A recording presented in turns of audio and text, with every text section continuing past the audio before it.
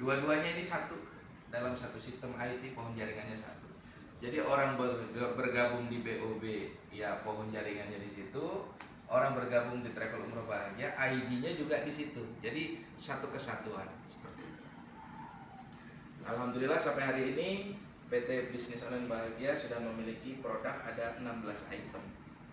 Mulai dari kesehatan, kemudian produk kecantikan, pertanian, peternakan, kacamata, botol tumbler yang untuk air alkali juga ada. Kemudian yang terakhir adalah umroh. Nah, sejauh ini alhamdulillah penuh rasa syukur karena Bisnis Online Bahagia dan Travel Umroh Bahagia diterima di masyarakat dan sudah membantu para member dan leader lebih sehat secara fisik, sehat secara finansial tentunya, juga sehat secara spiritual.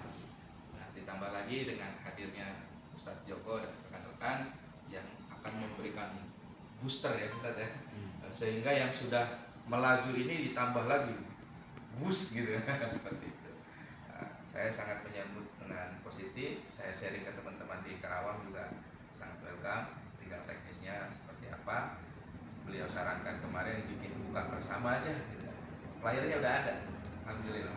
Coba ditampilkan lah. Insyaallah hari Rabu.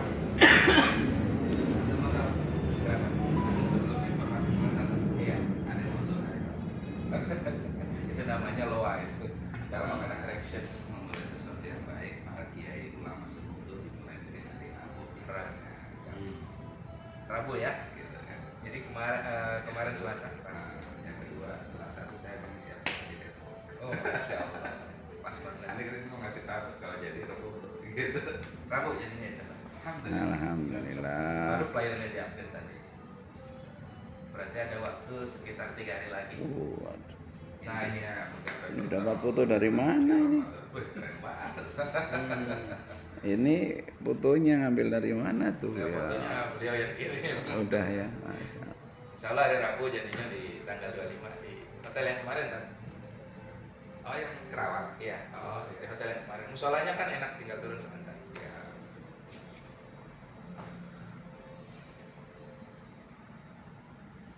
Berarti rencana hari Rabu. Rabu. Dari mulai jam. Ya pada asar aja Pak Yai. Oh ya. Pada asar. Sampai buka puasa di situ. Musola, sholat berjamaah juga enak. Jadi hari Rabu nanti susunan acaranya seperti apa saya manut aja. Kalau acara mana itu simpel Ustaz. Kalau memang jadi tidak formal. Iya. Jadi umpamanya kalau umpamanya acara satu dibuka Mas MC memanggil antum. Ya, saya mengedifikasi. Antum mengatakan sampai selesai akhirnya. Kayak gitu doang. Itu aja ya. Siap. Simpel ya. Simpel. Baik. Yang penting omset dikasih. Booster. Oke. Insyaallah. Alhamdulillah dari hari ke hari pertemuan kita berdampak ada progres. Ya kan. Allah ketika kita ketemu di Kerawang 2 kali tuh dalam satu waktu, pagi menjelang zuhur, malam pada isya, gitu kan. Itu pertemuan kedua kemarin, ketiga sekarang. Alhamdulillah. Nah, aneh di Ustaz Junaidi, beliau punya brand madu Al Junaid. Nah, jadi Syekh Junaid Al Baghdadi ini memang seorang ulama besar yang fenomenal. Ulama besar ini banyak loh. Tapi Syekh Junaid Al Baghdadi ini punya ciri khas fenomenal di antara ulama besar yang lain. Beliau gurunya para sufi, gitu kan. Salah satu muridnya kan Abdul Aziz, salah satu muridnya. Nah, sekarang di zaman sekarang ini juga ada satu kiai, ya kan, cukup fenomenal, namanya Junaidi Al Baghdadi. Itu fenomenal kan, kontroversinya luar biasa gitu di Kerawang gitu. Ya orang mau bilang apa tentang beliau, tetap beliau Allah takdirkan sebagai seorang hamba umat Rasulullah yang juga memberikan manfaat di lingkungannya, ya kan? Ya faktanya semua presiden sebelum jadi presiden datang ke sana gitu.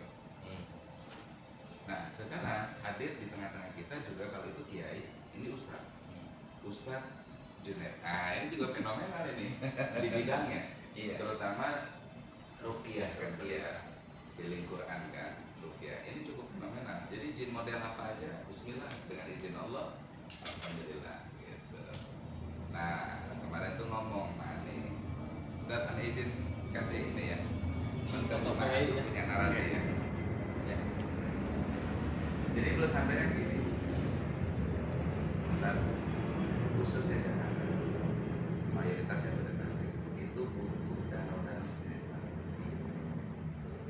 agar masyarakat ini bisa ngambil dan menikmati itu air spiritual. Maksudnya apa? Danau-danau spiritual misalnya kita lihat hampir semua majelis zikir yang ada di Jabodetabek khususnya Jakarta itu dibentuk masjid.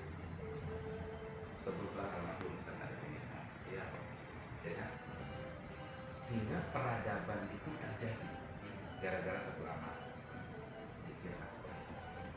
Diawali kebetulan kalau boleh sebut Ustaz Arifin ya, Ani mengawali baru karena dulu beliau di KPA di Cibubur sebagai remaja masjid dan saya juga di jadi sedikit banyak tahu betul lah zikir berawal dari 10 orang seminggu sekali di minggu pagi itu istiqomah berawal dari sebuah musibah. Jadi majelis zikir Ustaz Arifin itu Ustaz diawali karena musibah, karena banyaknya kisah para wali kekasih Allah untuk makrifat berawal dari musibah.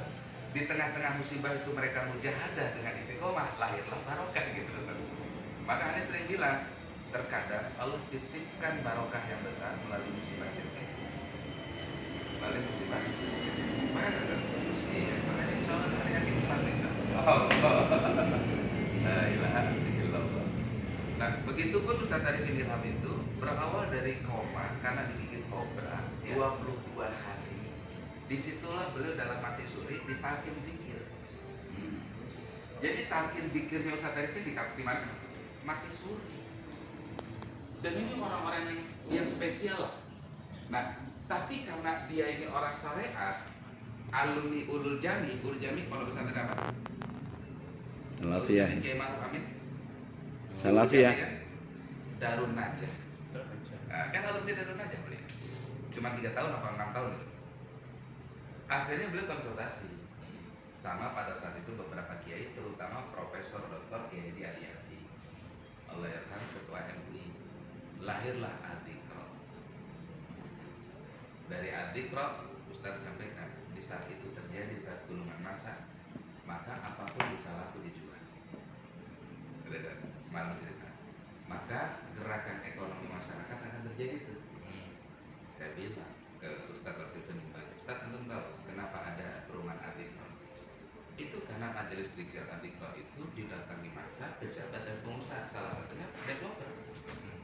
Developer tobat datang ke Ustaz Arifin, ngobrol-ngobrol, terjadilah kesepakatan. Hari itu sold out 1 areal perumahan, jual cuma 1 hari Pak. Itu Al-Dikra, betul Al-Dikra. Orang hari itu berebut. Anda belum cerita ke Ustaz. Dulu kan buka di Gunung Sindur kan? Di Gunung Sindur ya.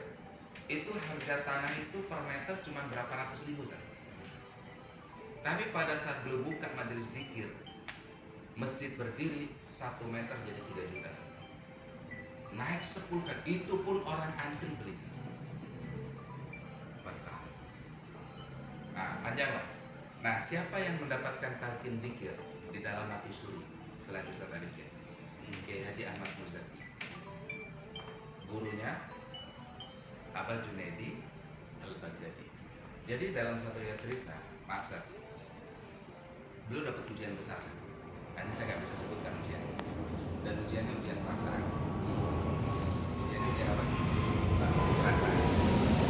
Ramaya Ibnu Zairan pernah katakan ada satu sunnah yang besar dan itu cepat mendatangkan pertolongan Allah, yaitu sunnah perasaan.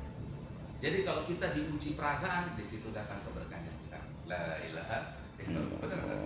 Ya kan? Kisah Taif itu kan kisah perasaan, bukan lagi fisik udah. Karena kalau cerita itu mau nangis gitu loh, cerita Taif gitu. Jadi dia ya. Sunanul Huda sedang berjalan. Nah, peluang. Iyalah. Bikin peluang. Nah, yang ini dapat ujian besar, ujian perasaan. Akhirnya beliau berkhalwat di satu gua 40 hari 40 malam dalam keadaan duduk berzikir, dalam keadaan berpuasa, baik puasa ngomong, puasa tidur, dan puasa makan. Beliau buka puasa cuma lewat air bunga yang netes, batal. Sholat di situ, apa di situ, terpisah mati suri. Di dalam mati suri itulah, dalam satu riwayat cerita yang saya dapatkan, beliau ketemu Syekhul Qadir Jailani di Bait At-Tarhib Dzikir, lahirlah majelis zikir manakib versi beliau.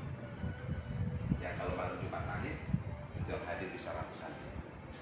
Itu aneh punya beliau. Gitu. Nah, apa moral cerita yang saya sampaikan ini? Maka saya cerita itu tentang antum kepada beliau. Ustaz, kita silaturahmi dan cerita. Majelis Pak ini udah punya umat nih, udah punya jamaah, member, udah punya member. Kalau ini dikolaborasikan jadi satu, masing-masing bisa jadi silang motivasi. Beliau punya jamaah. Nah ini Pak Haji Yusuf, ini yang punya tempat di Bandung. Pondok pesantrennya ketua yayasan ini, ada cuma membantu-bantu. Itu pun udah gak istiqomah ngebantuin. Ya kan? Nah ini Pak Haji Yusuf yang punya tempat yang kalau ada takdir kita jadi training di tempat. Oh bisa. Gitu. Nah tempat beliau yang dipakai oleh PTBS. Gitu. Nah pada saat itu saya bilang, yuk kita ke rumah Dini Baik, kita musyawarah. Barangkali ada titik